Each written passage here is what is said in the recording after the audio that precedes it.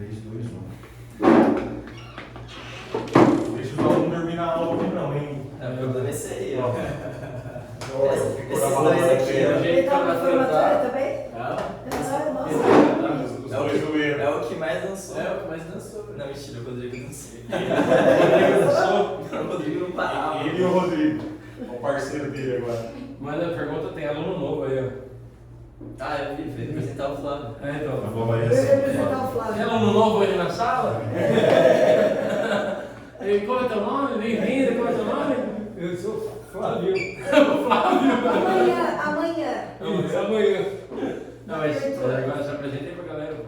Eu sou o Edivaldo, irmão do Flávio, marido do Adriano. O Flávio. O Flávio. Não, o Flávio que é marido do Adriano. Justo. E eu estou frequentando a igreja já tem acho que uns 3 meses já, né? Ele ficou um mês sem vir porque ele é piloto, né? Então, Eu sou piloto de avião. Que chato! Nossa, velho, que ruim! Viaja o mundo pior que inteiro aí. isso, né? E não para. Não paga nada, né? Não paga nada. Cara, que Aí, ruim, cara. eu pago um pouquinho. Eu vou orar por você, porque você deve ser bem triste. Não, mas é isso. E aí, eu há uns 3 meses atrás, eu vim pra cá, consegui 25 domingos seguidos. Aí calhou, foi um negócio maluco, né? Porque é difícil. Muito difícil. E aí comecei a voar, eu venho, não venho, quando dá eu venho, quando não venho. E aí, é isso. E eu estou gostando demais. E vai fazer o GEP. Aí o Ricardo falou assim, que ia fazer o GEP, eu falei, vamos pensar. Eu falei, não sei exatamente. Né? Aí fui para casa, fiquei meditando a respeito, falei, poxa, eu até faria, mas aí eu fiquei em dúvida, vou, não vou. Eu estava em casa, às vezes eu quero ter alguma resposta, alguma coisa, eu pego a Bíblia assim, fico quietinho, fecho os olhos e abro. Aí quando eu vejo escrito assim é meu convite. GEP, quase. Aí eu fechei a Bíblia, liguei pro Rico e falei, É tio dele. caramba. É tio dele. Esse é tio? É bem parecido. Só pra antes da gente começar aí, a gente tá na 6ª aula já. Se você não é a tua primeira aula, você pode ver todas no YouTube, porque o Bruno tá fazendo o favor de colocar todas lá. Bora. E você pode ver as outras. A ideia não é ter uma questão assim, não é ser como um culto, né? Então não é para saber uma aula mesmo, a gente vai aprender conceitos, aprender a parte técnica de algumas coisas, aprender porquê de algumas coisas. Então a gente pegou essas primeiras aulas para falar sobre bibliologia. Então, como que a Bíblia é formada, por que a gente usa apenas a Bíblia como regra de fé geral e prática, qual o propósito, como que a gente interpreta. Então as aulas estão indo sempre nesse ponto. Só que semana que vem já é a última aula desse módulo que a gente fez.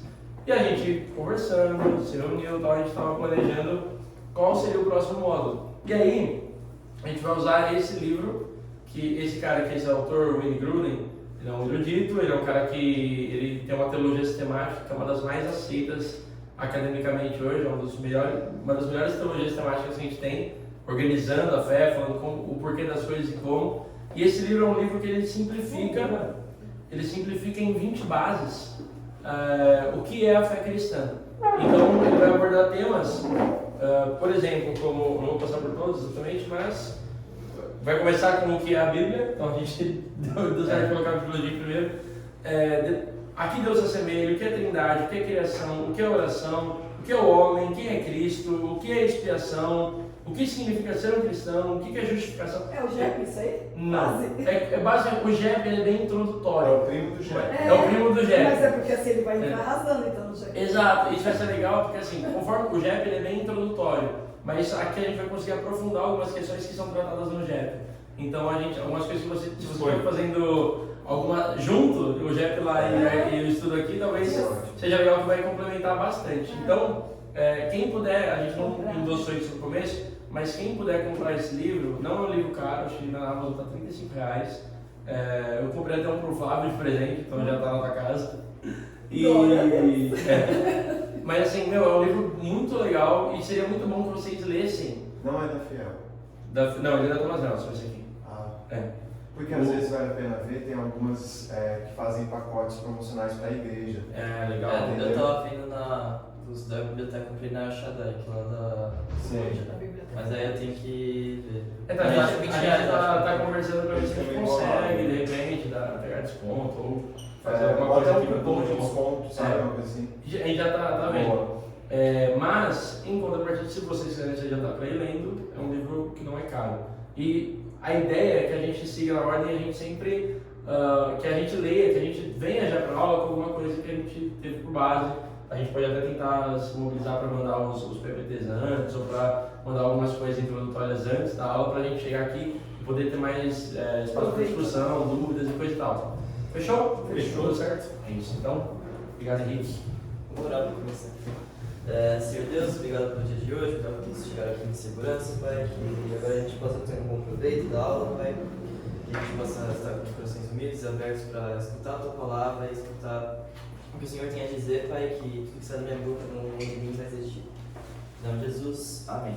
Amém. Então, hoje a aula é Propósitos da Escritura, que é o capítulo 6, hoje é a penúltima aula, e quando a gente pensa em propósito da Escritura, da Bíblia, normalmente muita gente pensa que é como se fosse um guia para a vida. Então a gente pensa na Bíblia como uma fonte de conhecimento em que a gente aplica no nosso dia a dia. Então vão ser instruções para a gente viver uma vida moralmente correta, instruções para a gente seguir os passos e ter uma vida bem sucedida e boa de acordo com o que Deus ou com o que a divindade habilitaria. Então, se a gente olha para outros livros religiosos que a gente tem no mundo, a gente vê muitas instruções, um livro que é cheio de coisas absolutas e verdades para você seguir uma vida. São apenas regras como você deve viver. Só que a Bíblia, ela tem essa parte que a gente vai ter provérbios, vai ter Eclesiastes, a gente vai ter princípios para a nossa vida, para a gente aplicar no dia a dia, para a gente viver uma vida moralmente correta, a gente tem a lei, a gente tem a vontade de Deus lá. Só que a Bíblia, ela não se baseia nisso. Ela não é um conjunto de regras, axiomas e verdades para ditar a nossa vida. Ela dita a nossa vida, mas não é somente isso. A Bíblia é principalmente uma forma da gente conhecer a Deus. E para a gente começar a explorar essa questão de como a gente conhece a Deus, eu acredito desses dois termos. A gente vai ter a revelação geral e a revelação especial. E a revelação geral, ela vai ser a comunicação que Deus faz para todas as pessoas, em todos os lugares, em todos os tempos. Então a gente vai ter na revelação geral a natureza, por exemplo. É uma coisa que todo mundo consegue ver, todo mundo consegue perceber e entender. Enquanto a gente tem a revelação especial, que é a comunicação e manifestações particulares de Deus para pessoas específicas, em lugares específicos, em momentos específicos, e que hoje em dia a gente tem acesso através dos textos sagrados, que é a Bíblia, ou também exatamente a Bíblia. Só que eu queria explorar primeiro a revelação geral. Então a revelação geral é dividida em 3 aspectos. O primeiro é a natureza. Então se a gente pegar lá em Romanos, Paulo, logo na introdução, ele vai começar a falar da questão que o homem é culpado diante de Deus, que o homem nega a Deus constantemente. E a primeira justificativa que Paulo apresenta é esse ponto. Porque os atributos invisíveis de Deus, isto é, o seu eterno poder e a sua divindade, claramente se reconhecem desde a criação do mundo, sendo percebidos por meio das coisas que Deus fez. Por isso, os seres humanos são indesculpáveis. Então, o ponto que Paulo quer apresentar aqui é que quando a gente olha para a natureza, quando a gente olha para a beleza da natureza, para leis físicas, para a biologia, a gente olha para diversas coisas, a gente consegue notar uma divindade ali. A gente consegue perceber que tem algo maior.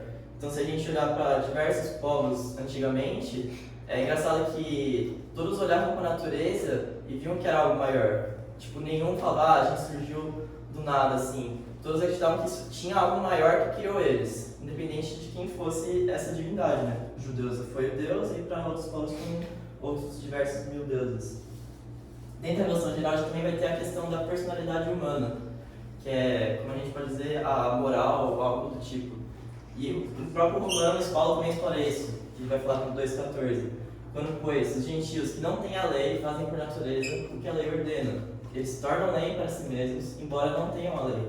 Estes mostram a obra da lei gravada no seu coração, o que é confirmado pela consciência deles e pelos seus pensamentos conflitantes, que às vezes os acusam e às vezes os defendem, no dia em que Deus, por meio de Cristo Jesus, julgará a saída das pessoas de acordo com o meu evangelho. Então Paulo complementa mais ainda o argumento dele. Então, ele já mostra que o homem é desculpável em negar a Deus e ir contra Deus devido à natureza. A natureza já mostra que tem um Deus. Só que ele ainda vai explorar esse ponto ainda, que no coração do homem existe uma lei moral, que o homem, apesar de ele não ser convertido, não possuir o Espírito Santo, quando ele erra, quando ele mata alguém, quando ele rouba alguém, faz adultério, ele tem esse senso dentro do coração dele de que ele está errado, mesmo ele muitas vezes não seguindo. Então, isso a gente pode ver também, pensando em diversos povos. Se a gente pensar ao longo da história, o homicídio, se alguém do seu povo, nunca foi visto como algo certo e correto. Essas pessoas já tinham no coração delas uma lei moral apontando que o homicídio é errado. Então, as sociedades reprovavam adultério, essas coisas, mas a majoridade dos locais vai ter um princípio moral que rege tudo. E é esse ponto Paulo também, que o homem peca, vai contra Deus, mesmo ele não sendo um judeu naquela época, um cristão, ele sabe que ele está errado, ele sabe que ele está indo contra Deus. E é mais um ponto que Paulo quer mostrar. E o terceiro aspecto da revelação geral, a gente pode ver a ação de Deus na história. Então, um exemplo da Bíblia é em Êxodo, em que Deus tira o povo de Israel lá do Egito, vai formar um povo a partir disso, né? Vai se formar um povo gigantesco. Nabucodonosor, quando Deus castiga Nabucodonosor, ele vai ficar pastando lá no mato, todo mundo viu, toda a Babilônia viu o que ele tinha feito.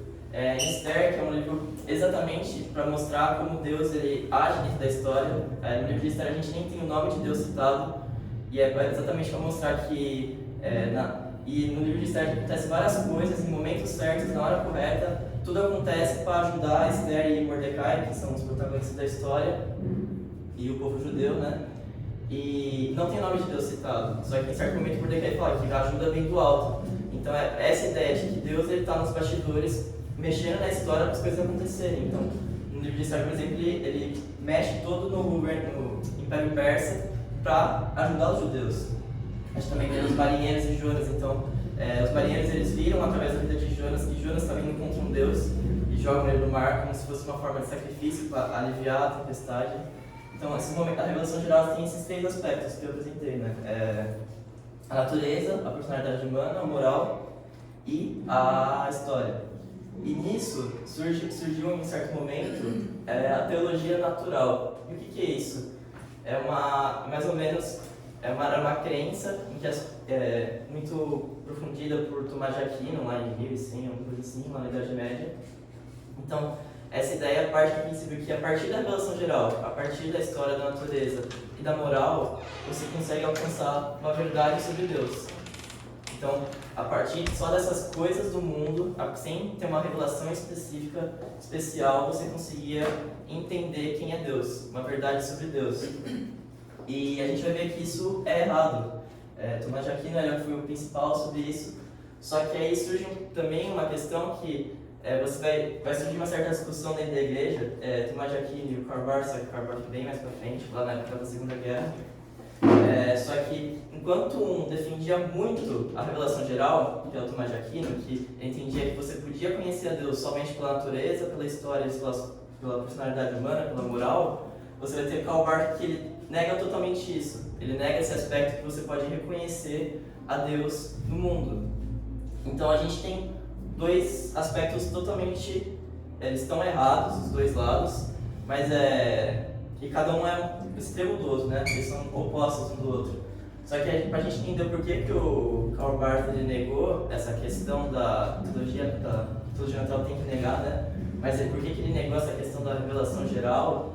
É porque ele, na época que ele produziu teologia, ele estava dentro do liberalismo alemão. Então, o liberalismo alemão era praticamente um grupo teológico que eles acreditavam que a Bíblia não tinha uma devida importância. Então, eles acreditavam que a Bíblia não era suficiente, que os milagres de Jesus eram tudo historinhas para representar algo moral maior. Então, eles acreditavam mais ou menos na moral que a Bíblia apresentava, mas não acreditavam nas histórias que estavam lá, não acreditavam com fatos históricos e relevavam um pouco a questão da Escritura. Então, é compreensível por que Karl Barth nega totalmente isso, porque é isso que os liberais queriam. Eles forçavam muito essa questão da revelação geral, da moral, e negavam a Bíblia. Então, o Karl Barth vai totalmente contra para bater de frente com esses caras. Mas ambas essas visões, tanto da teologia natural de Thomas de Aquino e a visão de Karl Barth, estão erradas. E no livro que eu estava vendo, ele vai apresentar que João Calvino ele apresentou a melhor visão sobre isso, que é o equilíbrio entre as duas visões. Então, o que Calvino basicamente vai falar é que a revelação, a natureza, a história e a personalidade humana, elas indicam que há um Deus, elas mostram que há um Deus. Só que uma vez que o homem cai, ele não consegue perceber que há Deus ali. Ele não consegue ver as coisas como elas são de fato. Então o homem está cego devido ao pecado. Então, por causa do pecado, o testemunho que Deus tinha na criação, nas coisas, tudo que Deus criou, que apontam para Ele, danificou essa visão. Então, Calvino vai apresentar essa questão de ter um óculos da fé, para a gente compreender quem é Deus. Então, a partir da fé cristã, é que o homem pode entender quem é Deus, que aí seria, o óculos da fé seria a Escritura. E essa questão da nossa mente estar corrompida é o que dentro do vai chamar de efeito noético da queda. Noético não tem nada a ver com Noé, da arca de Noé. Noético vem de nus, da mente. Então é o efeito que o pecado causou na mente do homem. Então o homem, ele não consegue compreender as coisas de como elas são, porque a gente é afetado no pecado. O pecado afeta tudo, afeta a natureza, afeta tudo e também afeta a nossa mente. É como se a gente tivesse, tipo, a impressão, tudo que existe tem uma impressão digital do Criador, que é o jeito que explicam, mas, tipo, essa questão do efeito noético é o fato de que, assim, a gente se torna completamente cego. É como se fosse Paulo ali, quando ele vai ter encontro com Jesus, óbvio, mas é como se fosse Adão, ele caindo e ficando cego, ele não podendo mais entender e discernir o que é e o que não é. Então, a partir daí, ele se desliga do Criador dele de uma forma que ele não consegue ver Deus nas coisas. Mesmo sendo algo tão claro. Mesmo sendo algo tão claro. Então, assim, ele se torna cego. Tipo, e aí tem um ponto que a gente nunca vai culpar um cego, né, por bater de cara na parede. Mas aí eu falei em Romanos 1, tipo, mesmo cego, você tem a condição de olhar para as coisas e falar, existe alguma coisa aqui. Tem o céu, o sol, existe alguma parada aqui que não é normal. Existe uma coisa sobrenatural em tudo isso, né? E aí Calvino vai apresentar como que o homem pode enxergar melhor, porque a gente enxerga porrada, né? Precisa de um óculos, né? Então, o que é o óculos da fé? É a revelação especial, é a Bíblia, é como Deus, ele busca o relacionamento com o homem. Então, a partir do momento em que o homem cai, o homem precisa que Deus inicie o relacionamento com o homem, porque o homem por si só, ele está cego e ele não vai iniciar esse relacionamento, porque o homem não quer, ele está cego pelo pecado. Então, o que Calvino apresenta nessa questão aqui do óculos da fé é que quando Deus ele se revela através de profecias, através dos profetas, através da Escritura, através principalmente de Jesus Cristo, é Deus ele buscando essa questão, esse aspecto relacional com o homem. Então a revelação especial, o primeiro aspecto dela é que é uma revelação pessoal. Então é um Deus pessoal que se apresenta a pessoas. Então, ele revela o nome dele, ele revela as vontades dele, ele faz alianças com o povo a todo momento. Então, é Deus construindo um relacionamento com o homem. É Deus mostrando quem ele é em uma língua humana. Então, se Deus ele simplesmente só se apresentasse, Deus é infinito, a gente não consegue compreender ele em sua totalidade. Então, Deus ele tem que se fazer de uma forma que o homem entenda. Então, se eu vou explicar algo para uma criança, eu tenho que simplificar essa coisa. Então é Deus ele se simplificando quem ele é para o homem conseguir compreender. Então a gente vê que em diversos momentos Deus ele usa o idioma. Então no Novo Testamento a gente tem o grego, então ele usou o grego e aspectos da filosofia grega para se mostrar ao homem. A gente tem as expressões, as questões também que Jesus explicava por parábolas. Deus também falando, ele falava em questões de natureza, tempo, distância, hábitos e cultura, coisas do dia a dia para ele se revelar ao homem. Então Deus vai se mostrar diversos momentos como, sei lá, a água da vida, essas coisas, porque são coisas que a gente consegue compreender, são coisas do nosso dia a dia. Até as parábolas mesmo. As parábolas, elas não eram só usadas por Jesus, as parábolas eram usadas pelos fariseus também, era um método de ensino. Então, a parábola, lá, se você for cortar a palavra lá no grego, é como se é uma mensagem que você leva algo junto. Você jogar algo junto com outra coisa. Então, quando Jesus ele contava a historinha lá, a parábola, ele jogava uma mensagem junto para a gente conseguir entender de uma forma melhor. Então, as parábolas de Jesus normalmente eram aspectos casamento, questão de colheita, essas coisas para as pessoas conseguirem compreender. Até mulher da dracma perdida, tipo, Jesus ele pega uma coisa tão simples, mas ele começa: o reino de Deus se assemelha a uma mulher que perdeu uma dracma, uma moeda. Se ele tá pegando, ele fala: o reino de Deus se assemelha a uma mulher, como qualquer outra, perdendo uma moeda como qualquer outra faria. E como assim? Aí ele explica: você perdendo uma dracma, você não vai fazer de tudo para buscar essa dracma? Então o reino de Deus é assim. Ele está simplificando, porque o homem entender, assim, eles esperavam que Jesus fosse um libertador político, um rei, e sabe o quê? E ele explicar que na verdade ele veio para encontrar o cara que estava perdido, ele precisa simplificar completamente esse assunto, condensar numa coisa pequena e corriqueira do dia a dia para que a pessoa entenda. Isso entra mais no âmbito da revelação específica. E o aspecto máximo disso é Deus fazendo o homem, né? É Deus fazendo carne, Deus, Jesus, né? Deus, Jesus, se tornando o homem para mostrar o homem. Então, Jesus ele nasceu com um parto normal, provavelmente a Maria ele ficou sujo de cocô durante o nascimento, ficou sujo. Até os 30 anos ele viveu, tomou banho, foi no banheiro, machucou, caiu, peidou, foi homem. Peidou. Você vai pensar que Jesus soltou o Exatamente. É verdade. E só para colocar, para eu me localizar, então essa queda do homem que você referencia ali no texto antecede a vinda de Jesus. A vinda dele é justamente a proposta de se colocar esse óculos. Quando eu falo de queda, sempre que falar de a queda do homem, a gente tem que lembrar de Adão e Eva. Tá lá atrás. Lá em Gênesis 3, quando tanto Adão quanto Eva eles comem do fruto. A partir desse momento, por que é uma quebra de, tipo, é só comer um fruto lá que eles podem comer? Só que a gente tem que enxergar isso como uma quebra de relacionamento. Então, quando Deus ele estabelece para Adão e para Eva, não como desse fruto, Deus está falando, não faça isso. E a partir do momento que o homem, Adão e Eva, eles comem do fruto, eles falam: eu não preciso de você. Tipo, eu não preciso seguir as suas regras. Então, uma criança falando: eu não preciso seguir a regra dos meus pais. Então, essa queda é lá em Gênesis. É lá em Gênesis. Lá no começo de tudo. E tipo, quando a gente vai olhar para a história da Bíblia, a gente vê diversas quedas do homem. Então, a gente vê o povo sempre falhando, sempre batendo na trave, porque, tipo, essa é a questão da expectativa do Messias, da necessidade de um Salvador. Então, você chega a Davi: nossa, esse cara é um maioral, bate na trave. Tipo, o cara que Deus escolheu, que era segundo o coração de Deus como rei, ele bateu na trave, então, mano, tem que vir um cara muito maior que eu. Aqui mesmo fala, né? Então, essa é a questão da necessidade de um Messias. De alguém puro que pudesse. Aí tem um ponto assim, apologético, né? Que, por exemplo, quando Deus ele fala: no dia que você comer do fruto, certamente morrerás. E o fruto tem que ter um paralelismo lá que a gente até falou na aula, que ele fala: quando vocês comerem desse fruto, vocês serão conhecedores do bem e do mal. O que ele está dizendo é que você terá a totalidade do conhecimento. Basicamente assim, você pensará como Deus. Então, quando a questão da queda é não preciso de você, por quê? Porque eu serei o meu próprio Deus.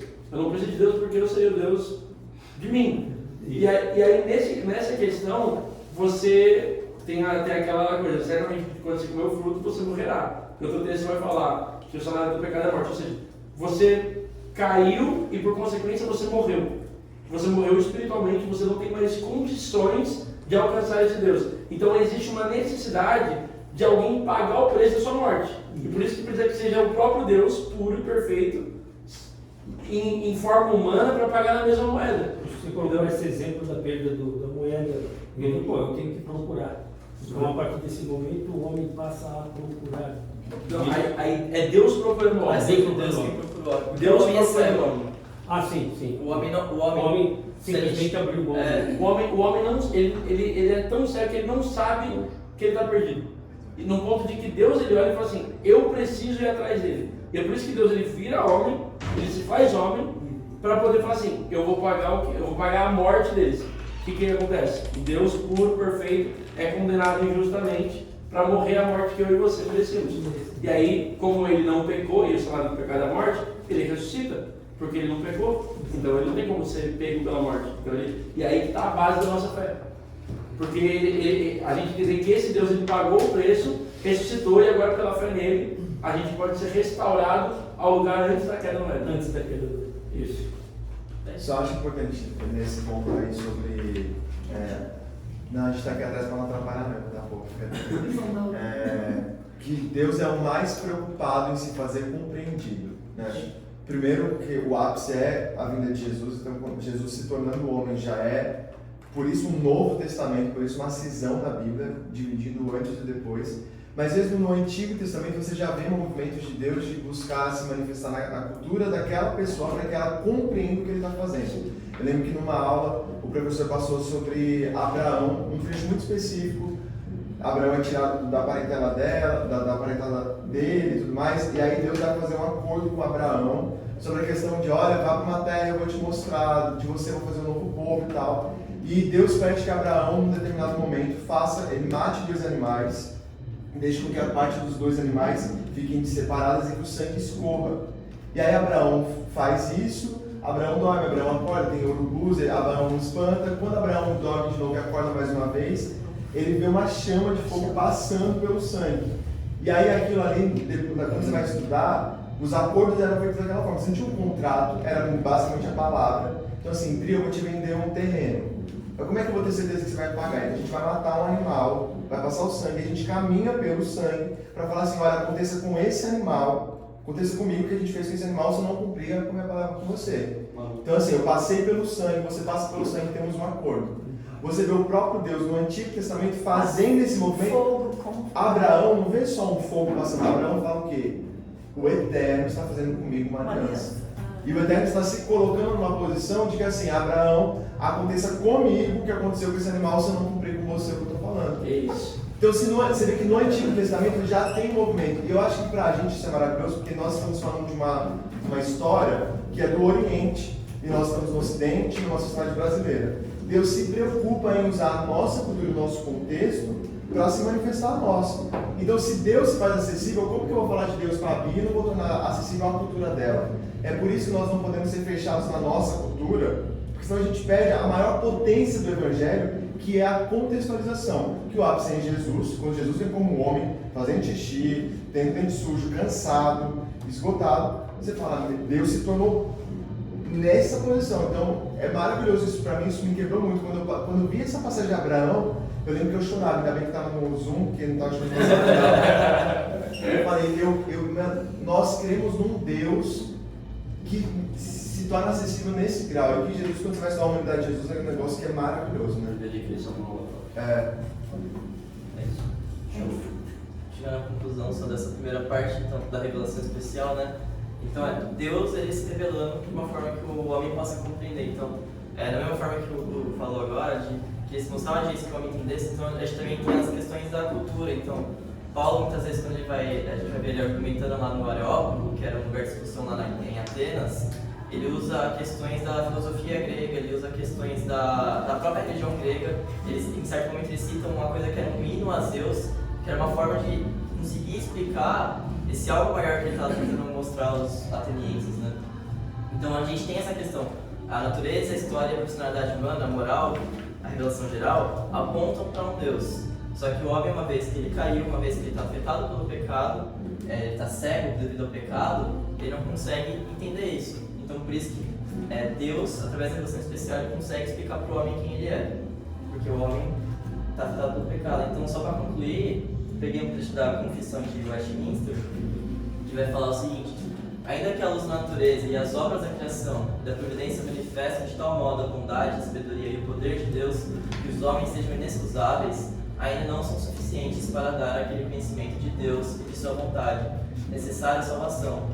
Por isso agradou ao Senhor em diversos tempos e de diferentes modos revelar-se e declarar à sua igreja aquela sua vontade, e depois para a melhor preservação e propagação da verdade, para o mais seguro estabelecimento e conforto da igreja contra a corrupção da carne e contra a maldade de Satanás e do mundo, foi igualmente servido fazê-las em virtude. Isso torna as escrituras sagradas indispensáveis, tendo acesso àqueles antigos modos de Deus revelar sua vontade ao povo. É um aspecto que até esqueci de falar. Então, a gente pode olhar para a natureza, para as coisas do mundo, o quanto a gente quiser, mas em nenhum momento a gente vai conseguir entender o nome de Deus, Yahweh. A gente nunca vai entender quem foi Jesus, a gente nunca vai entender todas as histórias que a gente tem na Bíblia. A gente simplesmente não sabe, porque a gente olha para a natureza e a gente não vê isso. A gente vê que tem algo maior, mas a gente não vê esses detalhes específicos da pessoa de Deus, das promessas de Deus. e essas coisas. Primeira parte, alguém tem alguma dúvida nessa questão? Revelação geral, revelação especial? Não é pra mim. A gente tava com um sorriso pra levar. Então, posso Eu passar acho que eu parte. sou mais Tomás aqui. Sou mais Calbar. Eu sou mais o equilíbrio dos dois. Eu ia falar Meio confuso, velho. É que uma coisa é certa, os dois são extremos. É necessário pensar que assim, a história da igreja, assim, a igreja ela tem autoridade, né? As chaves do céu, aquilo que ligaria na terra, ela tem autoridade suficiente para estudarem juntos e falar, cara, isso aqui é ou isso aqui não é. Quando uma doutrina é rejeitada pela igreja, ela é rejeitada. Então o ponto é que assim, tanto a ideia de Karl Barth quanto a ideia de Tomás de Aquino neste ponto, Tomás de Aquino é sensacional, Karl Barth também é sensacional, mas neste detalhe especificamente foram duas ideias rejeitadas. A gente tem que ter essa ideia de que eles falaram, cara, é um equilíbrio entre os dois, estão parcialmente corretos. É que cada um vai afetar um novo contexto desse também, então. A questão da teologia, muitas vezes a gente tem que olhar o contexto que ele está inserido e as necessidades da igreja naquele momento. Então, o que Karl Barth representa é algo extremo, mas se você pensar no contexto da Segunda Guerra Mundial, que a igreja é influenciada pelo Estado nazista, pela teologia liberal, Toda a situação que estava em volta dele, Exato. na hora que ele criou a teoria o dele. que ele apresenta, você consegue compreender, pô, mano, mas o que ele apresenta, tipo, olhando o contexto dele, faz sentido ele apresentar isso. Porque ele quer bater totalmente de frente para com trás, aquilo. a dele ficava sendo a verdade. É tipo a gente olhando, sei lá, é um negócio complicado, mas a gente olhando para a questão política do final do ano passado, que aí muita igreja ali se rendendo a questões políticas, não todo mundo partido, tá? Mas a questão de a igreja ela apoia determinado candidato porque ele defende valores X, Y, Z. O cara nem crente né, declarado, não é uma pessoa que vê traços de piedade, nem nada disso. Mas aí você, embebido por essa situação, você como igreja fala assim, então a igreja tem que romper totalmente com a política e ela não pode falar com a história pública porque isso vai dar um problema. É quase o que o Karl Barth faz. Assim, cara, para não ter problema a gente evita e joga pro outro lado completamente. A gente vê momentos, por exemplo, na Holanda, que a gente vê o oposto. A gente vê a igreja influenciada do Estado. Lá na Holanda, com o Kuyper, que foi o primeiro-ministro, o cara foi super bom lá. Só que a gente sempre tem que lembrar do contexto. Sim. Aula 4. Aula 4, é verdade, tá no YouTube, Então, o próximo ponto do propósito da escritura é explorar o conhecimento do homem. Então, eu queria usar esse texto agora de 1 Coríntios 12 como base. Que vai falar, porque agora vemos como por um espelho, de modo obscuro, mas depois veremos face a face. Agora conheço em parte, mas depois conhecerei plenamente, como sou plenamente conhecido. Amém. Então, a primeira parte desse... Amém, gente. É mó lindo isso, né? A primeira parte desse versículo, a gente vai ter a questão do espelho. Mas a gente tem que pensar no espelho daquela época. Então, hoje em dia, a gente pensa no espelho como algo que a gente vê nitidamente, uma imagem virtual perfeita. Só que naquela época era feito um negócio à base de, acho que de prata, óxido de prata, um negócio assim, fazer uma reação química lá. Só que é que nem você, sei lá, olhar com uma colher toda meio enferrujada, toda torta. Você tinha uma imagem borrada e torta. Então, não é uma imagem nítida. Então, a gente tem que ver o espelho como algo, um sinal de obscuridade. O espelho também tem que ser visto como um mediador. Então, nesse exemplo, a gente tem que pensar como se fosse um retrovisor. Então, a gente tem lá o espelho, a gente consegue ver algo que sem esse espelho a gente não veria. Então, ou seja, é melhor eu ter esse retrovisor sujo, com uma imagem obscura, do que não ter nada. Mas você tem um intermediário entre você está vendo uma imagem virtual, né? A imagem produzida pelo espelho. Então, o que Paulo apresenta nesse texto é que a gente não tem uma visão nítida ainda da pessoa de Deus, de quem é Deus e do próprio homem. E o próximo ponto é que depois de um momento a gente veria Deus face a face. A gente não teria o espelho, a gente não teria um mediador, um intermediário. A gente tem Jesus como isso, né? Mas é o próprio Deus, então... Então, a gente tem que entender que essa questão do face a face é que o conhecimento real é sempre mais profundo do que o virtual. Virtual, não digo virtual de tecnologia, mas virtual que é a imagem que o espelho produz, né? Esse é o termo. Então, o conhecimento real é sempre melhor, mais profundo do que a imagem virtual que a gente tem, né? E a gente tem que entender, e também essa questão do face a face, do conhecimento mais profundo, a gente tem que entender que não é um conhecimento exaustivo de Deus. A gente vai conhecer Deus totalmente. Deus ele é infinito. pode chegar ao corpo glorificado, essas coisas, mas Deus continua sendo Deus. A gente nunca vai entender ele totalmente, porque ele é muito maior do que a gente. Eu ia vou pegar o ponto de vista de Agostinho acerca desse texto. Ele bate muito na tecla do conhecerei como sou plenamente conhecido. Então a gente vê que a gente vai, a partir de certo momento, a gente vai conhecer a Deus como ele nos conhece. Deus nos conhece totalmente, quem a gente é. A gente vai ter esse conhecimento de Deus, um conhecimento como a gente deveria se conhecer, mas a gente não se conhece. E é engraçado que nesse ponto, o Henrique, eu devo conhecer o Henrique mais do que qualquer um. Só que Deus conhece mais do Henrique do que eu mesmo. Então, eu tenho acesso totalmente ao meu interior, aos meus pensamentos, às minhas vontades, ao meu dia a dia, à minha história. E mesmo assim eu não consigo entender quem eu sou totalmente. E Deus consegue. E esse ponto tem um autor, um teólogo brasileiro, que é o Jonas Madureira, ele vai usar esse versículo, esse pensamento de Agostinho para falar como que Deus humilha o homem nessa questão. Porque se a gente deve conhecer a gente totalmente, e a gente não conhece, Deus conhece, isso já indica que Deus é muito superior a gente. Porque aquilo que a gente tem acesso a todo momento e totalmente, a gente não consegue compreender. Então, é engraçado que a gente não depende somente de Deus, a gente depende de Deus tanto para conhecer Ele, quanto para conhecer a nós mesmos. Deus é quem indica quem a gente é, Deus é quem coloca a gente no nosso lugar. Então, até na revelação do próprio homem, o homem precisa de Deus. E é engraçado que esse autor vai falar da questão da arrogância humana, porque a gente tenta estabelecer coisas acerca de Deus, a gente faz teologia, faz essas coisas, mas a gente faz a base da Bíblia, só que quando a gente tenta sair da Bíblia, a gente erra, porque a gente não conhece nem nós mesmos, quem é a gente para falar de Deus? Isso é até um efeito noético, né? É o efeito noético. A gente tem essa arrogância que a gente acha que a gente consegue compreender nós mesmos, compreender a totalidade de Deus, é um efeito noético. Tipo, é a queda que acontece efeito. E a gente vê, diversos... a filosofia basicamente sempre foi isso, foi sempre o homem tentando compreender a realidade e compreender quem ele é. E a gente vê diversos movimentos falhando, diversos filósofos acabando a vida, sem entender nada, malucos, justamente por causa desse ponto.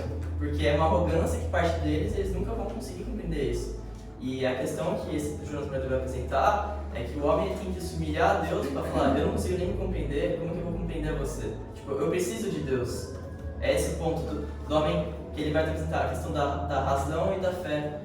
O homem, ao mesmo tempo, ele tem que apresentar a razão e a fé. Então, a questão da fé, se alguém chegar aqui e falar, se tocar aqui na minha blusa com um mancha de sangue, você vai ser curado. Você tem que questionar isso, você tem que ter razão, você não pode só aceitar. E ao mesmo tempo que você não pode só questionar, você tem que ter o momento da fé e você fala, com o que eu li aqui na Bíblia, de fato Jesus ressuscitou. Mas você tem um momento que você tem que acreditar. Você não consegue questionar tanto. Você consegue questionar, mas a partir de certo momento você tem que ter a fé. Então o homem ele tem que ter essa questão de se humilhar diante de Deus para ele conseguir compreender a si mesmo, apesar de em um momento ele vai compreender totalmente, porque isso cabe a Deus.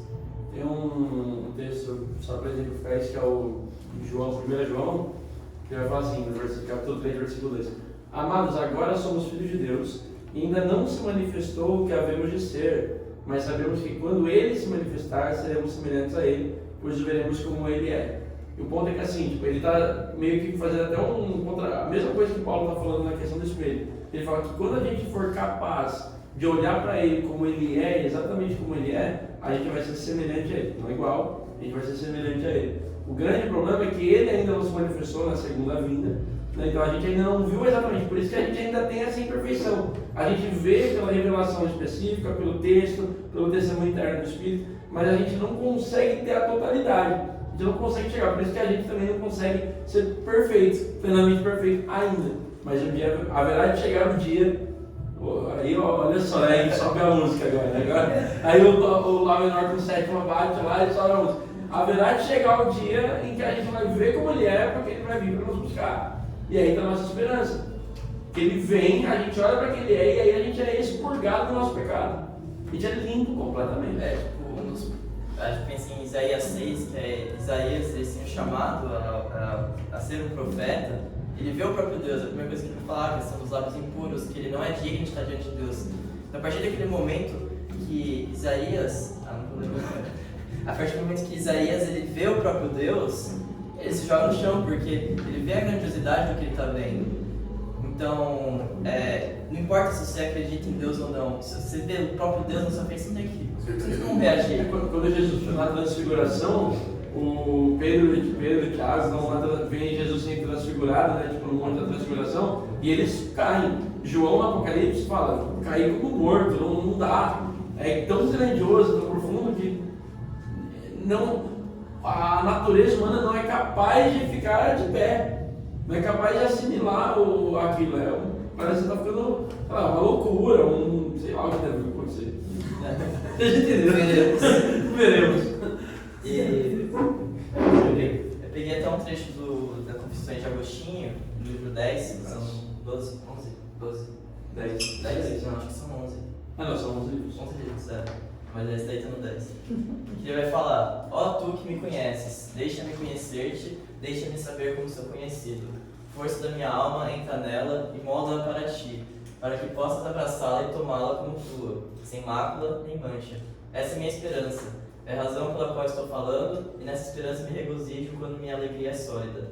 Mas quanto às outras coisas dessa vida, quanto mais choramos por elas, menos merecem nossas lágrimas. E quanto menos choramos, quando estamos no meio delas, mais devemos chorar. Então a reflexão, a partir desse texto, é por que a gente gasta, que Agostinho traz, né? Por que a gente gasta tanto tempo em conhecer aquilo que não é Deus?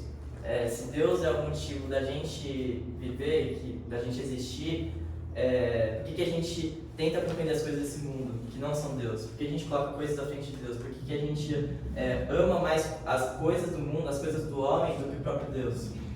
Então, é Deus quem sustenta nossa esperança, Deus que nos faz seguir, e a gente tem que entender Ele. E essa questão, Deus ele faz o primeiro momento de amor, só que o homem tem que corresponder a esse movimento de amor tentando compreender a Deus. Porque a partir do momento que você compreende mais a Deus, você mais vai amar Ele, você vê o quão grande Ele é. Então a gente tem que entender que as coisas desse mundo não são eternas, a gente tem que entender que Deus é o eterno, que Deus vai sempre satisfazer o homem. O autor lá, quando ele está analisando esse texto, eu não lembro quem faz, acho que é o Jonas Madureira também, vai falar a questão que os ritos eles têm pé de bala, eles vão cair uma hora. Então, se a gente ficar batendo na tecla no dinheiro, ficar batendo nas coisas desse mundo, uma hora vai cair esse ídolo e você vai ficar sem ter o que fazer. Então, quando um homem é incapaz de amar a Deus, ele nunca vai entender quem é Deus de fato. Ele vai falar a questão que o teólogo, a partir de tudo, aquela pessoa que estuda a Deus, aquela pessoa que tenta compreender a Deus, até tem um livro do Arcés Corpo que vai falar que somos todos teólogos, você não precisa ter um curso de teologia ou ser um cara super cabeça, você tem que entender que teólogo é aquele que vai atrás de Deus, você tenta compreender quem é Deus. O primeiro passo do teólogo é amar a Deus, é você querer entender a Deus. Então, eu vou falar que só faz teologia de verdade quem ama a Deus. Quem coloca o coração. Quem coloca o coração, quem dá a cara a bater. Então, o foco da teologia não é você buscar mais conhecimento, você conhecer todas as teologias sistemáticas, todas as visões escatológicas possíveis, mas é você tentar compreender a Deus porque você o ama, e você quer amar Ele mais ainda. Eu fui recentemente numa igreja, essa semana na verdade, eu fui fazer um trabalho lá.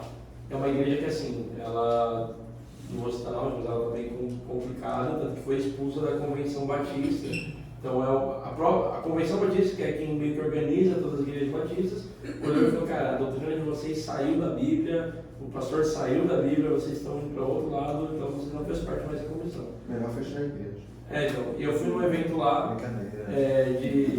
de conversas entre pastores de vários lugares, e assim, bem na questão do liberalismo. Os pastores, eles têm um ponto de crítica textual que eles começam a querer reinterpretar a Bíblia com óculos para os contextos de hoje. Então, por exemplo, vamos pegar o livro de Jonas, por exemplo, e falar: isso não é um livro histórico, mas foi um livro escrito muitos anos depois para falar sobre xenofobia. Jesus não morreu pelos seus pecados, só porque ele precisava morrer. Ele morreu porque ele foi racializado. Então, assim, você vai ver todo um contexto dos dias de hoje. Então, assim, o que está acontecendo com essas pessoas? Eles estão fazendo exatamente a teologia pela teologia. Assim, eles não amam a Deus a ponto de obedecer aquilo que está dito, aquilo que está colocado e instituído. Mas o meu conhecimento ele pode ir além do que está. E nessa de o meu conhecimento se elevar, é onde começam a surgir os problemas. Então você tem muitas questões na história da igreja de homens que estudaram, que se aprofundaram, que se dedicaram e tal, mas cresceram de uma tal forma que se viram maiores do que Deus, maiores do que aquilo que já estava instituído. E aí começaram, então você tem o Agostinho, inclusive, ele ganha mais autoridade porque ele escreve muito e documenta muita coisa indo contra as heresias de alguns caras do tempo dele, principalmente Marcião, né, que era um cara que separava ali o Deus do Antigo Testamento do Deus do Novo Testamento, falava que o Deus do Antigo Testamento era mal. Exato, é a primeira aula. No Antigo Testamento o Deus do Novo Testamento era outro Deus, então é verdade, primeira aula. Mas você vê como a arrogância do homem passando, né? Não é o conhecimento que Deus me revela, mas é o que eu mais posso achar dele. Você entra num lugar. Você sai da Bíblia e vai especular com base no teu coração, que é totalmente generoso. Aí o que eu acho que é o pior de tudo nesses movimentos é que assim, nada se cria. Você vê ciclos se repetindo de conhecimento, de linhas de raciocínio, às vezes com uma roupagem um pouco diferente. Mas o que acontece já foi no passado. E você pega muita gente seguindo essas doutrinas, muitas pessoas dedicando tempo, de certa forma se convertendo a isso, pelo simples fato de não conhecer a Bíblia, de não conhecer a história da igreja, o que aconteceu, como que aconteceu, e acaba fazendo erros que lá no passado já foram cometidos, já foram discutidos, já foram assim amplamente debatidos e esclarecidos. Então essa falta de conhecimento bíblico, um fundamento mínimo, dá brecha para esse monte de coisa que a gente acaba vendo aí em algumas igrejas, tá? Por isso que é extremamente importante nós participarmos, nós termos a escola dominical, nós meditarmos na palavra, estar constantemente ali aprendendo, para que a gente não fique vulnerável a esse dentro de doutrina. E se você ouvir assim de longe e sem base, tem lógica algumas coisas assim. Faz um certo sentido, poxa, uma ideia bacana, muito legal. Estudado, muito E aí se você for nessa, você vai num ventre de doutrina, só que o destino final disso não vai ser bom, tá? Cara, eu mandei pro meu professor de teologia pra ele assistir, pra ele ver, dar os pontos dele, e o cara falou, meu, isso aí é inexplicável, a dor dói o coração, meu, um negócio desse. Porque os caras estão jogando no lixo tudo que foi estudado, tudo foi escrito, documentado, orado por muitos homens aí de Deus que morreram por causa disso, e os caras pegam tudo e jogam no lixo e falam, não é assim. Acho que aí também vem a importância de estudar a história da igreja, porque às vezes que você estuda a história da igreja, você vê essa questão de, tipo, você olhar para trás e falar, nossa, tem um cara que 2 anos atrás já acreditava a mesma coisa que eu, esse senso de comunidade, você vê a questão dos erros também, né? Que, tipo, diversos momentos se repetem os erros, então, sabe, a primeira heresia que a igreja bateu foi o gnosticismo, que basicamente negava que Jesus era Deus. E a gente vê mais pra frente também, passando 200 anos, se repete isso com alguns hereges que vão negar a questão e aí vai surgir a doutrina da Trindade para explicar que Jesus também era Deus. E essas questões tipo, sempre vão se repetindo. Dentro da própria filosofia também, a gente pensa, sei lá, em estoicos, você pensa em existencialistas, você pensa em epicureus, você pensa essas coisas. No fatalista, na verdade. Mas você vê isso sempre se repetindo na humanidade. Então, são problemas que se repetem, tipo, questão de você odiar outro povo, a gente vê até hoje esse tinto acontecendo lá por causa de problemas de milenares. Então, tipo, a gente vê essas questões se repetindo e a Bíblia sempre estando presente. Então... E o próprio Deus deixa isso documentado em Eclesiastes, que ele fala, todas as coisas acontecem de uma forma cíclica, nada é novo, tudo já aconteceu. Deus, de uma forma que Deus faz as coisas acontecerem de modo repetido, para que o homem não saiba o que vai acontecer depois, para ele não ter uma noção temporal do que vai vir depois. O homem, literalmente, o homem fica perdido em entender. Cara, isso depende de mim. Alguma dúvida nessa questão? Eu só noto uma coisa que o C.S. Lewis, no Cristianismo Puro e Simples, ele vai falar uma frase que me marcou muito. Ele fala assim, cada vez mais que eu me aproximo de Deus, mais autêntico eu fico. É uma visão que ele está tendo sobre esse autoconhecimento que ele passa a ter nesse contato com Deus. E aí, esse conhecimento nosso sobre a gente. Eu tenho para mim que não é só que Deus quer que a gente conheça o sistema religioso ou a religião. Esse autoconhecimento é também da forma como a gente vive, sabe? Às vezes eu tenho para mim que algumas tomadas minhas de consciência sobre a minha vida, sobre a minha postura, o meu coração, são o Espírito Santo completamente me fazendo enxergar, me fazendo conectar. Então, assim, o conhecimento sobre Deus, esse aproximar de Deus nos torna autêntico, à medida em que o nosso interior é iluminado por Ele. Mas não só para a Adri chegar aqui e ser uma baita professora de EBD. Não, para a Adri estar com o Flávio e ela conseguir ser essa versão que Deus tem para você. Perfeito. A versão redimida em nós. Então, acho que o cristão, a gente fala muito hoje em dia no mundo, né, com a questão da saúde mental, e é super importante esse debate, sobre o autoconhecimento, a maturidade emocional que nós precisamos ter enquanto seres humanos. Mas o cristão, a gente ainda tem um bônus, que é esse autoconhecimento que vem do Espírito Santo sobre a nossa humanidade. Então, tem coisas do meu trabalho que humanamente eu poderia entender só de um jeito, mas que espiritualmente, através do Espírito Santo, eu consigo discernir de outras formas. O meu coração aqui está dessa forma por conta disso e tal. Então, é essa potência que esse contato com Deus tem, não para te tornar um religioso melhor, para te tornar um ser humano redimido, né? Jesus vem para se tornar humano e para nos apontar essa humanidade e instalar naquele nele. Então, é maravilhoso quando a gente, isso também sempre me marca, sempre falo, Jesus vem para nos ensinar a viver a vida. Não é sistema religioso só, nossa, Deus quer que eu seja um aluno eterno da EBD. Não, Deus quer que eu pratique isso da forma como eu vivo, né? Essa potência que o cristianismo tem para nos tirar. Mas fique na EBD, porque não. Mas não eternamente também. Não, pode Vai ter Não uma pode vez, não. brincar. Realmente não, só até a volta de Cristo. Só vai ter Só- até a volta de A Cristo. gente pode brincar, né? Mas aí que tá, tipo, a gente cria, às vezes, um plano de carreira dentro da igreja. Como se a gente fosse galgando posições até que a gente chegue num lugar onde a gente não precisa mais de algumas coisas. Então, talvez eu não precise mais orar do jeito que orava, ou ler do jeito que eu lia, ou ir para BD, ou frequentar o culto de tal dia, o culto de oração. Por quê? Porque eu já fiz muito isso, já cheguei lá. Mas não é assim. Sendo pastor ou sendo o cara que chegou na igreja faz poucos meses, que está voando de avião para todo lado, você precisa de Deus igualmente, somos todas ovelhas. A ideia de Jesus usar a ovelha é no sentido de que a ovelha ela tem uma memória muito curta. A ovelha, o Jonas fala que a ovelha se perde numa reta. A ovelha se perde numa reta. Ela não tem memória. É um animal que não tem memória. Então a gente precisa constantemente ser relembrado de quem nós somos, para o que estamos, por que estamos aqui, para que vivemos, não como um sistema religioso, como o Rubem falou, mas na vida. Quem sou eu, para onde vou e quem que é a base de tudo isso. Eu preciso ser lembrado constantemente. Então precisa estar na Bíblia sim, precisa estar no grupo sim, precisa orar sim, precisa da Bíblia sim, precisa ter comunhão sim. Porque se a gente ficar 1, 2, 3 semanas, um mês, você esquece. Acho que Não, tô falando, só uma Mundo coisa, de deixa eu glória, só né? tratar. Eu tô, como comunicação que a gente fala, mas o povo entende, né?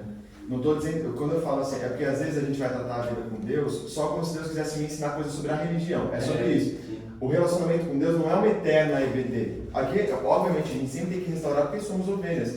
Mas é para além disso daqui. Sim, né? é para viver a vida. Exatamente, é para viver a vida e o Senhor vai restaurando outros lugares em nós. Senão a gente vai buscar Deus só para a religião. Exato. E não é isso. A potência do Evangelho te rasga a tua existência por completo. Tu se torna melhor em todas as áreas. Tu redime casamento. Não é você, né? O Senhor está redimindo e você redime que você está. E é isso que eu entendo do C.S. Lewis. O autêntico não é a minha personalidade do jeito que eu construí, é aquilo que ele constrói em mim. Eu falo, isso é autenticamente aquilo que Deus está construindo em mim. Né? Isso é muito louco.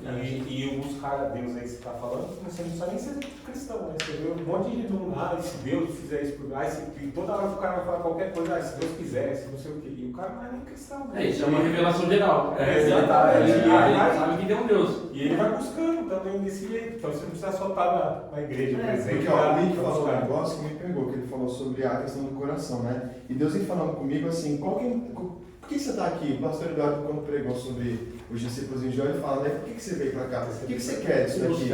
E aí uma vez eu cheguei à conclusão assim, eu falei, nossa Deus, se eu tivesse livre de alguns pecados, eu não sei se eu teria a mesma fé, a mesma intensidade.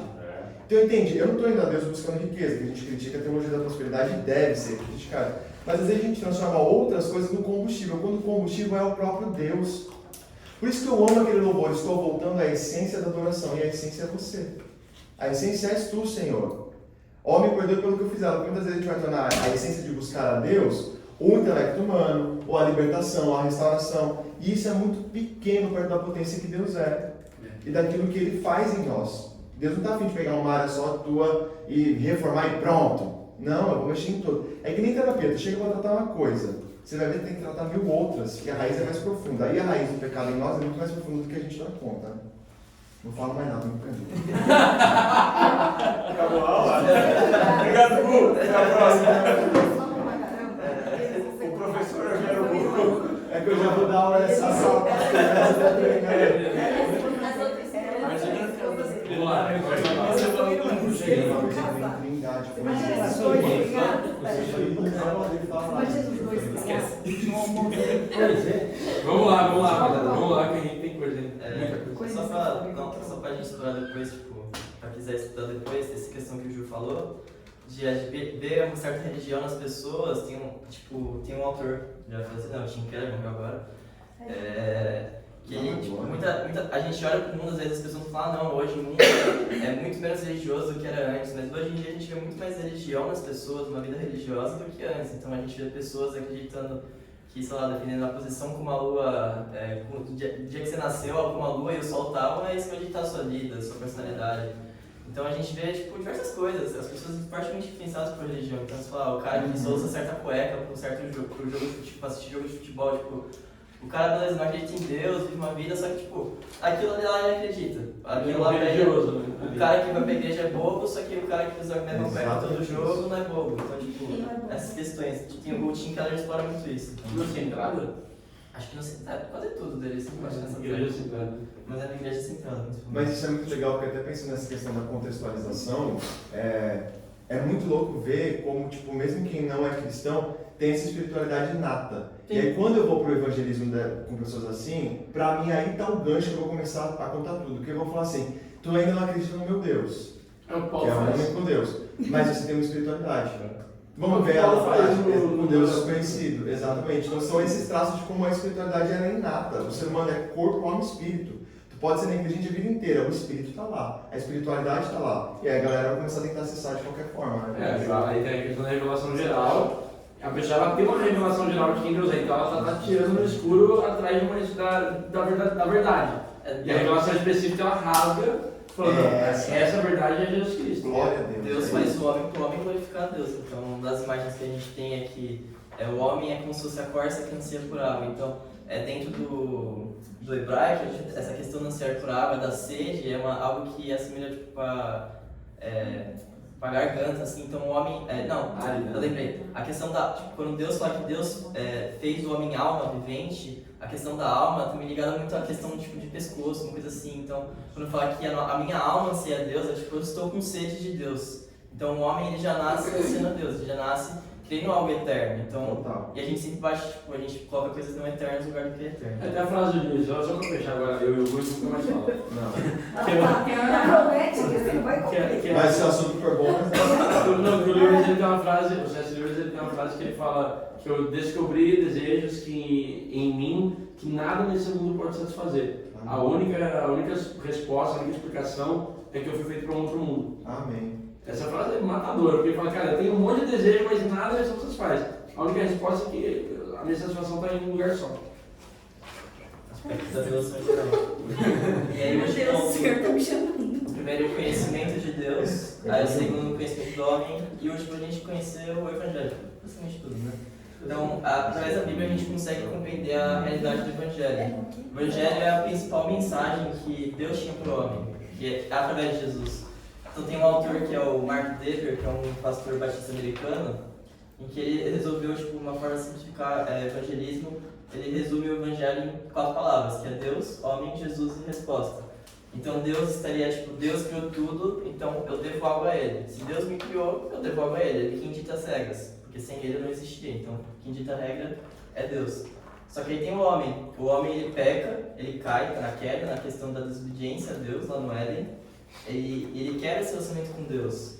E a partir de Jesus, Deus se revelando de uma forma humana, e demonstrando amor a partir disso, ele oferece uma salvação. Ele busca esse relacionamento com o homem. Ele é quem dá o primeiro passo de amor. E o que a gente não merece, essa graça de Deus, porque quem pecou foi o homem, quem errou foi o homem, é Deus que se aproxima. E essa salvação através da fé e na obra da cruz, como o Marcelo explicou, né? E a questão da resposta também. Então, Deus criou, eu tenho que seguir as regras dele, eu cumpri essas regras, Jesus oferece, e como que eu vou responder mediante a isso? eu escutei a mensagem de Deus, eu vejo as coisas de Deus no mundo e como que eu vou responder diante disso. E é a questão em que o homem entra. Se ele vai receber essa mensagem de julgamento e ele vai, de fato, acreditar nessa mensagem ou ele vai ignorar ela.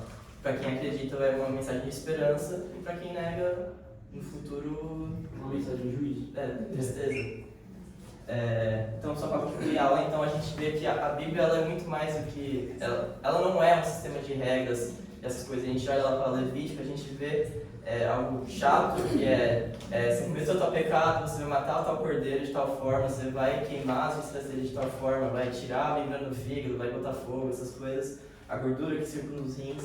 Então, a gente vê que é muito mais do que isso. Porque até o próprio livro de Levítico é para a gente ver o quão difícil é a vida assim, se a gente fosse por conta própria. E a necessidade de um sacrifício eterno, de um sacrifício do próprio Deus, que é Jesus. E mesmo por conta própria não dava, né? Exatamente.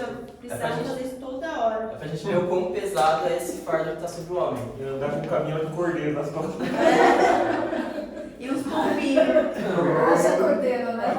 O povo ia trabalhar, mas sempre umas pompas, né? Que ia pegar a cabeça do povo. O bom é que Deus ele é tão bonzinho, cara, tão amoroso, que ele ainda tinha pros mais pobres. Isso é ainda maravilhoso. não tem como dar o cordeiro, beleza? Então Dá dá as uma duas boa, pombinhas. Ah, não tem como dar pombinha? Tem a oferta de cereal. Cara, vai dar um jeito, mas você Não tem como, bate palma. É isso. Não tem como faz Dá um barulho. grito, faz alguma Brincadeira, coisa. na verdade tinha que dar o cereal. Matinal. Mas é esse ponto, que é muito mais do que uma Seria sistematização da fé cristã.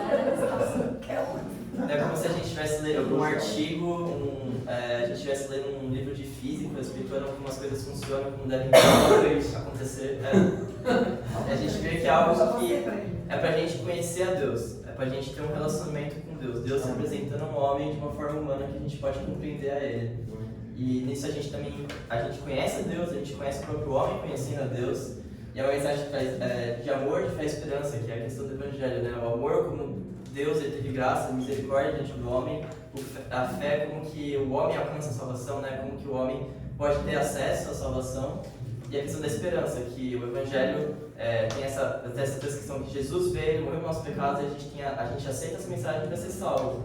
Só que a gente tem que ter essa expectativa de que as coisas vão melhorar, que ele vai voltar. Que o problema que aconteceu lá em Gênesis 3, que o homem bate na trave desde então, ele foi corrigido em Jesus e na segunda volta a gente vai ter o corpo glorificado, a gente vai ter uma vida plena e vai, muitas vezes a gente pensa, acho que deve ser muitos temas desse livro, como que é o paraíso, mas muitas vezes a gente pensa, tem a questão cultural que o paraíso, a nuvenzinha, espíritozinho. Só que a gente, novos céus e nova terra, a gente vai voltar à criação, a gente vai ter animal lá, a gente vai ter uma criação restaurada, sem doença, sem problema. A gente vai ter Vai trabalhar, vai ter arte, vai ter cultura. Vai ter cultura. Tem até um post agora, tem uma página no Instagram que é o Efeito Prisma, que eles vão explorar essa questão, que um dos aspectos do inferno é que você não vai ter arte, porque a arte parte de um princípio de Deus, dessa questão do belo da criação. Então, é um dos aspectos que a gente é semelhante a Deus, essa questão de criar coisas. Então lá no inferno a gente vai ter arte, então tipo, motivo. Manda um post no grupo depois. Depois eu mando. E. Show. Então eu curti o slide. E aqui uns livros, só pra quem quiser se aprofundar, a Inteligência Brilhada, que esse livro é absurdo, é muito bom. Jonas Madureira tipo, ele tá começando a crescer mais, né? Ele já tá faz um tempo, mas agora ele começou a ficar maiorzinho. Uhum. Ele é professor lá no Mackenzie, ele é Doutor em teólogo, filosofia. filósofo, ele é tudo. O cara faz tudo. Não, cara, ele é muito bom. Ele é muito bom, esse cara é sensacional. E mesmo assim não consegue se salvar. Também. É isso. Não, mas essa é a questão dele. Ele fala, o homem a condição do homem é naturalmente humilhado. Ele não tem como. Ele é feito humilhado. Ele é feito para estar sempre embaixo de Deus. Esse livro aí dele, né? Essa questão de Deus falando no livro dos homens, do Paulo Bon. Acho que tem na biblioteca. É um livro que eu usei muito hoje para a aula de hoje, mas eu não espero que as pessoas leiam, mas é a Teologia Sistemática do Erickson, que é um chocolate desse tamanho. Mas tipo, essa aula seguir mais ou menos o que ele apresenta, porque tipo, ele escritura certinho. Confissões de Agostinho, é bem difícil de ler, porque você tem que entender muito a questão cultural, essas coisas. Tem uma tradução mais nova de um cara chamado Brian Kibuka, que ela é direto do latim, é um pouco mais fácil. Eu peguei uma essa que eu usei hoje, acho que da Livraria das Famílias Cristãs, assim. Tipo, aí, É, o roxo e o verde, né? É esse aí do Luca. tipo, essa tradução é muito boa porque, tipo, antes de todo o negócio tem um prefáciozinho, explica o contexto, o que está acontecendo na vida de Agostinho, porque como é uma confissão de Agostinho, você entendeu o que está acontecendo na vida dele, o que está ao redor dele. As institutas do Calvino também, porque é muito semelhante a Agostinho nesses aspectos. E esse livro que tem na biblioteca também, que é Notas da Xícara Maluca, que é um nome esquisito. Mas basicamente o livro é tipo Notas da Xícara Maluca, Xícara Maluca, aquele brinquedo, parte de diversão que gira em 50 eixos. É da época dele. Você gira em vários eixos e você não sabe o que está acontecendo, só que por trás tem alguém que projetou aquela máquina. Então, tipo, não, algo que parece aleatório quando está no meio, mas não é aleatório. O Johnny leu e acabou de ler e falou que... O Johnny adorou esse livro, ele fica mandando mensagem. Tô conversando muito com o Johnny sobre esse livro. Quem que não? O Johnny. O Johnny. Seu pai? É. Ele gostou pra caramba desse livro. E Seu pai? É sim. essa questão de Johnny Blake. é muito essa questão da providência que eles falam no livro, tipo, que há um Deus por trás das coisas que rege o universo. Ele vai explorar, tipo, é interessante que ele ele tem um linguajar bem esquisito, tipo, não parece muito de um livro. Ele fica, tipo, sei lá, tipo, tem horas que ele fica brincando, ele fica zoando, aí ele vai falar a questão, qual a chance do seu avô conhecer sua avó, pra você estar onde você está, do universo estar regido como é. E ele vai explorar, tipo, eu mesmo falar a questão de espermatozoide, que é gerado tantos milhões, que aí, mano, ele explora, tipo, detalhezinhos pra você ficar, tipo, dar um mais louco. E é isso. O PDF tá no grupo do negócio e vamos morar. Do negócio. Você viu?